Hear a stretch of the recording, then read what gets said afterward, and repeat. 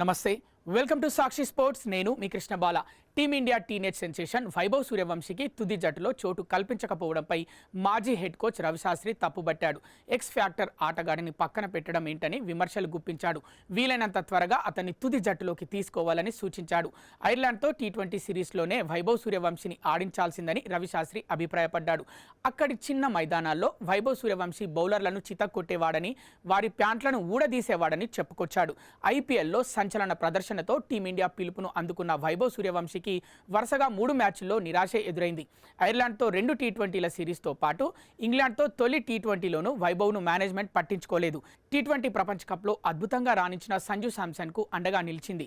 కానీ అతను వరుసగా 3 మ్యాచ్ల్లో విఫలమయ్యాడు. కనీసం 2వ టీ20లోనైనా వైభవ్ను ఆడించాలని మాజీ క్రికెటర్లు సూచిస్తున్నారు. తాజాగా సోనీ స్పోర్ట్స్ నెట్వర్క్తో మాట్లాడిన రవిశాస్త్రి గంభీర్ నేతృత్వంలోని టీం మేనేజ్మెంట్పై విమర్శలు గుప్పించాడు. వైభవ్ సూర్యవంశీని ఐర్లాండ్తో టీ20 సిరీస్లోనే ఆడించాల్సిందని అన్నాడు. అక్కడన్ని మందకోడి పిచ్చులు, ఆ బౌలింగ్ను వైభవ్ చితక్కొట్టేవాడు, కానీ అతనికి అవకాశం ఇవ్వలేదు. ఇంగ్లాండ్ పర్యటనలోనూ అతనికి అవకాశం వస్తుందని చెప్పలేను, కానీ తప్పకుండా అతనికి అవకాశం ఇచ్చి తుది జట్టులో ఆడించాలి అని అన్నాడు. ఐపీఎల్లో అతను ఎలా ఆడాడో చూసాం. ఏ ఫాస్ట్ బౌలర్ను వదల్లేదని గుర్తు చేశాడు. కానీ ఇప్పుడు అతన్ని బెంచ్కే పరిమితం చేశారని, టీమిండియా ఎక్స్ ఫ్యాక్టర్ ప్లేయర్ అతను అని కొనియాడాడు.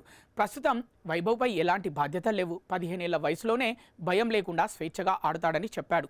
మొదటి 3 ఓవర్లలోనే బౌలర్లపై విరుచుకుపడతాడని, ఇలాంటి ఆరంభం లభిస్తే మిడిల్ ఆర్డర్ బ్యాటర్లకు పని తేలిక అవుతుందని అన్నారు. అందుకే అతనికి ఎలాగైనా జట్టులో చోటు కల్పించాలని టీమిండియా మేనేజ్మెంట్కు రవిశాస్త్రి సూచించాడు.